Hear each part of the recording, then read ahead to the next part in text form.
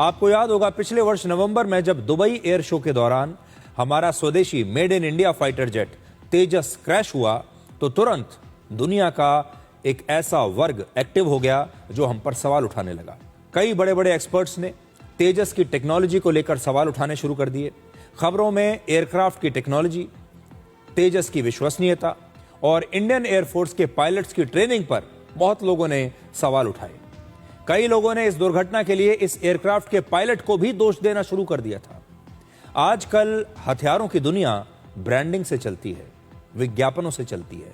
America दशकों से अपनी मिलिट्री टेक्नोलॉजी को सबसे बेहतर बताकर उसकी जमकर मार्केटिंग करता है।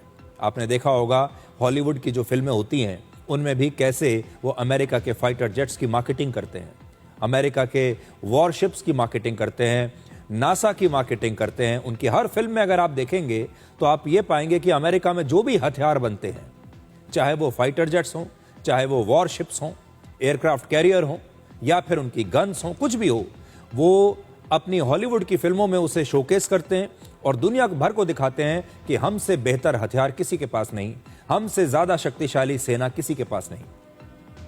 इसलिए जब अमेरिका के एयरक्राफ्ट्स दुर्घटना का शिकार होते हैं तो उन्हें एक्सेप्शनल इंसिडेंट कहा जाता है, यानी एक ऐसी रेयर दुर्घटना जो कभी कभार ही होती है, जिसके बारे में ज्यादा चर्चा नहीं होनी चाहिए। लेकिन भारत की अपनी डिफेंस ब्रांडिंग अभी अपने शुरुआती दौर में है, इसलिए भारत की एक छोटी सी गलती को भी पूरे सिस्टम का फेल्योर बना दिया जाता है ताकि भारत हथियारों की इस रेस में आगे न बढ़ पाए। अगर अमेरिका का फाइटर जेट क्रैश हुआ तो कहा जाता है इन्वेस्टिगेशन इज अंडरवे, यानी अभी जांच चल रही है, जांच के बाद बताएंगे क्या है। और अगर भारत का कोई फाइटर जेट क्रैश हो जाए तो पूछा जाता है क्या भारत के पास सुरक्षित फाइटर जेट बनाने की क्षमता है भी, यानी जियोपॉलिटिक्स में कई बार फाइटर जेट से ज्यादा ताकतवर नैरेटिव होता है। तेजस सिर्फ फाइटर जेट नहीं, भारत के आत्मनिर्भर डिफेंस टेक्नोलॉजी का एक प्रतीक है। इसलिए सिर्फ तेजस पर सवाल उठाकर भारत की क्षमताओं पर शक पैदा किया जाता है कि क्या भारत खुद इस प्रकार की एडवांस टेक्नोलॉजी बनाने की क्षमता रखता है। असल में फाइटर जेट्स बेहद जटिल मशीनें होती हैं और खासकर एयर शोज के दौरान पायलट्स कई बार बहुत जोखिम भरे मनूवर्स करते हैं।